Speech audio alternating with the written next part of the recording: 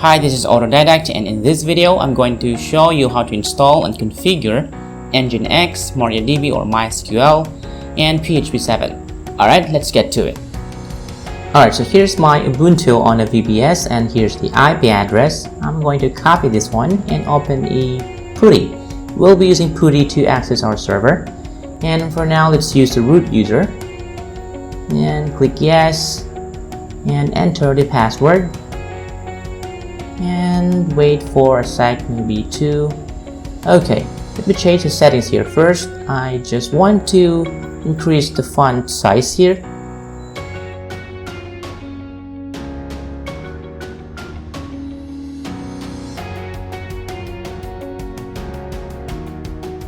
Currently, we are logged in as root user, but I don't really recommend using root every time you want to interact with your server remotely. So instead, we are going to create a new user and give that user a permission to execute commands with administrative privileges. I want to add Autodidact here as a new user, so you'll say add user, Autodidact, hit enter, and then you can enter your password here and retype the password. And you can optionally add or fill this information here, but I'll just keep mine there. Yes. Now we can add permission to the new user. You'll say user mode -ag or add to the group sudo. Basically, we are going to add Autodidact to the sudo group, and now we can substitute the root user with the Autodidact user login to add the public key authentication. Now we are going to make directory here .ssh, then change mode to 700, and let's create a file authorized keys. Now I'm going to open the PuTTY key generator here, so we can generate public key and private key here. Here's the public key. I'm going to copy this and paste this to the authorized keys file here that we've just created. And I'll just save and close this file, go back, and here we have the option. You have the option to fill this up as a password, but I'll just leave that blank. Save this, Autodidact, private key, save, okay. Now I'm going to change mode to 600 and exit this one, and let's try to log in using our Autodidact user account and using the authorized or using the SSH key that we've created also. Oh, I forgot the IP address. I'll copy this.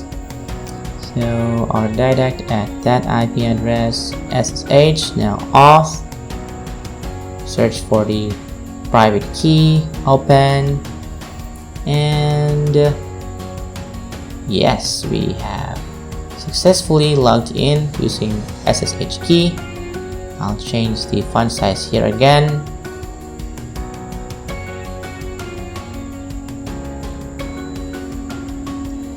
Okay, then we can log out the root there.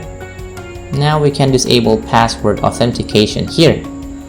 So to do that, let's open SSH config and then look for password authentication. This should be no, and public key. This should be uncommented and yes, and save, close. Now let's reload the SSHD and let's open the PuTTY again and try to access the server using root with password authentication.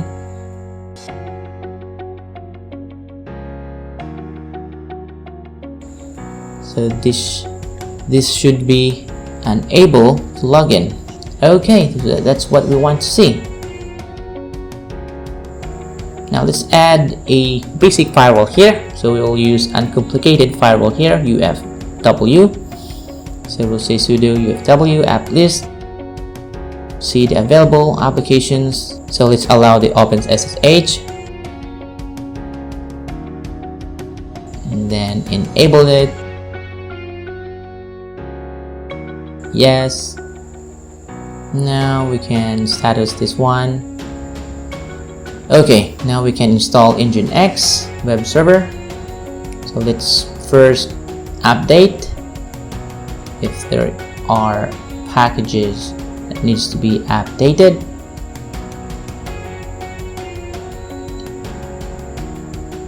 Okay, now we can install Nginx. Yes.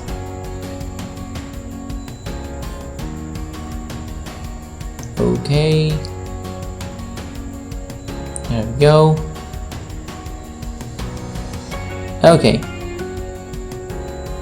now we have to allow Nginx in our firewall. So let's say sudo ufw uplist. Now we're going to allow this Nginx HTTP. So we'll say sudo fw allow Nginx HTTP. Then we have to stat that, copy this one, and try if we can access the Nginx. Okay, so we have successfully installed the Nginx. Now we are going to install the MariaDB. So let's sudo install MariaDB server. Yes.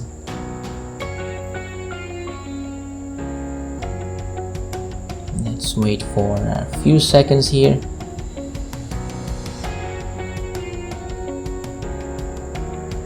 Almost there. Okay. Now we are going to sudo MySQL secure installation, enter. Now we can set password.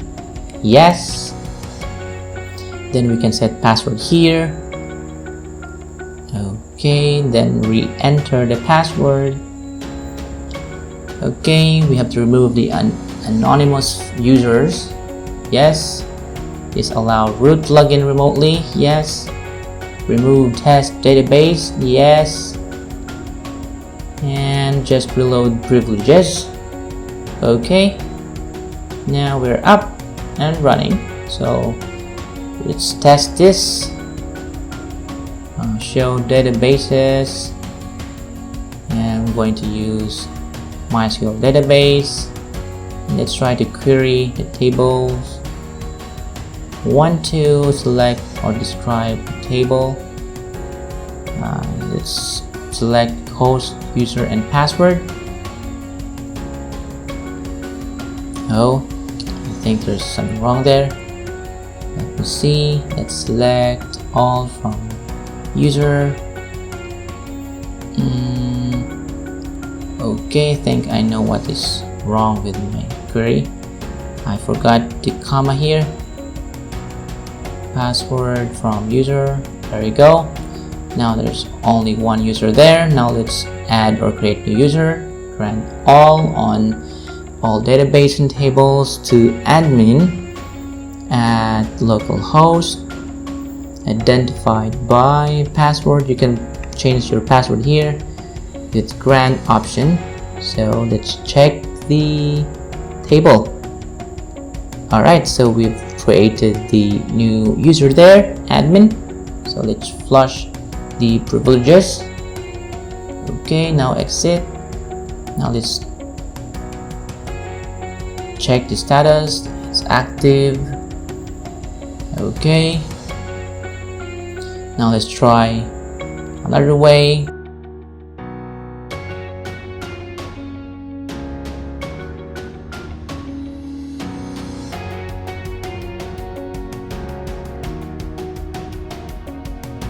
Now we can install PHP.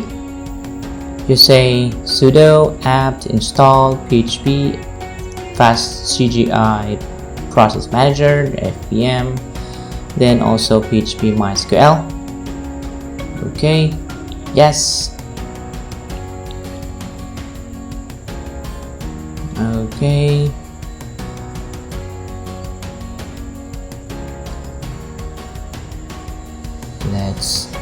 wait for a few seconds.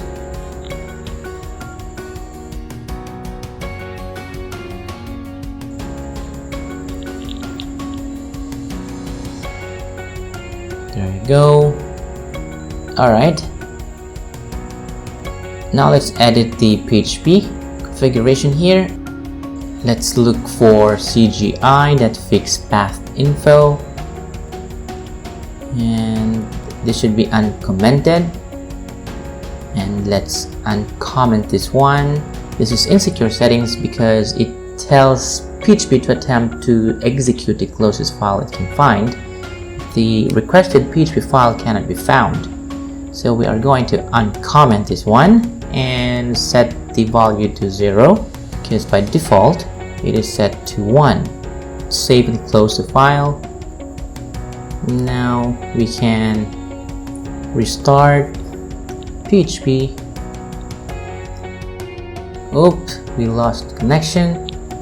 Let's try to restart the session and restart the PHP after that.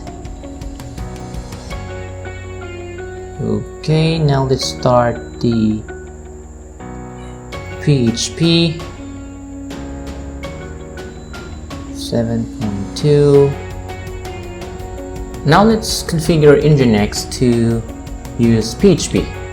So we'll say sudo vim etc nginx sites available default. So we're going to use this default server block here, and I'll insert that PHP here and uncomment these lines here and edit this one. This should be 7.2 because we installed 7.2 here. This one.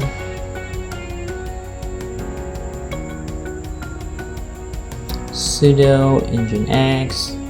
Okay, I think I forgot the close curly brace here.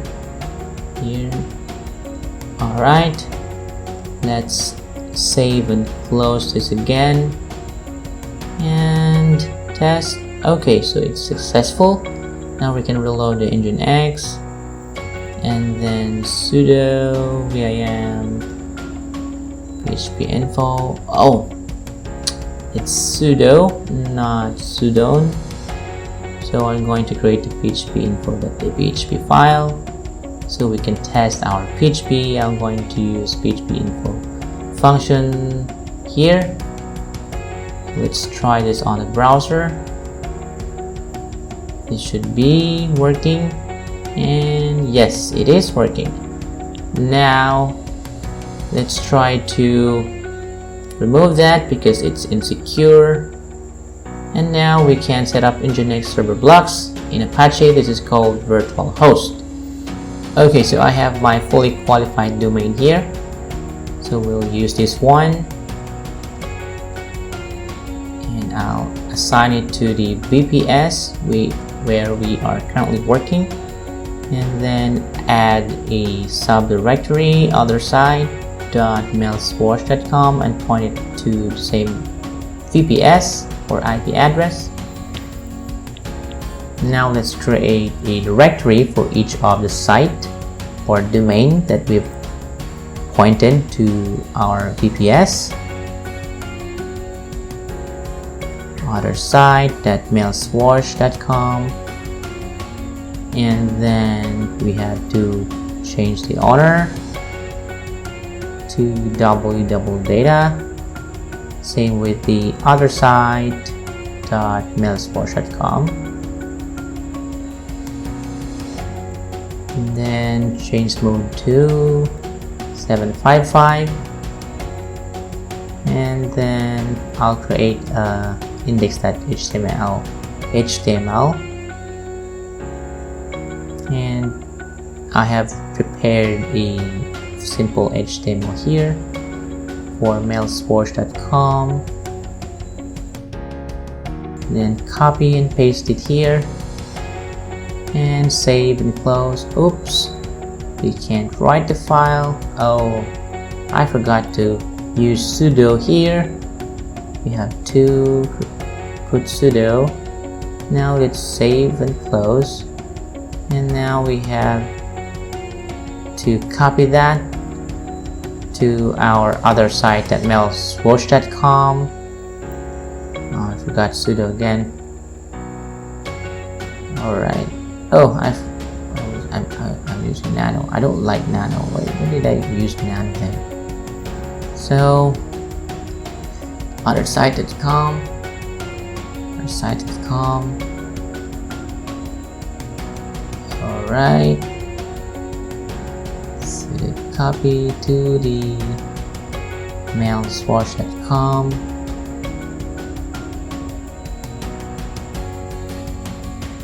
So let's edit this. This should be removed because we already have a default server block, and then we'll change this to mailswash.com/html, and then mailswash.com here, or www.mailswash.com, and then save it and do the same with our other site .mailswash.com. I'll just copy the mailswash.com configuration there and paste it to our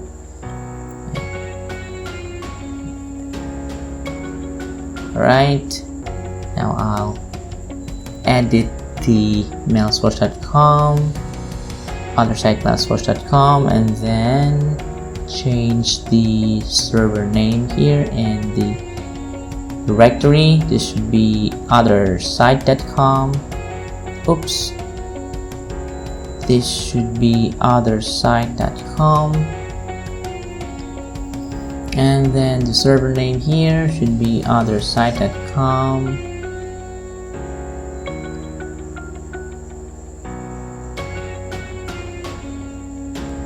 And I'll just remove this one. We don't need this one for othersite.com server block. And I think we're good here. Save and close. And then now let's enable it by using symbolic link from sites available directory to sites enable directory. Okay, do the same with other site.mailswash.com.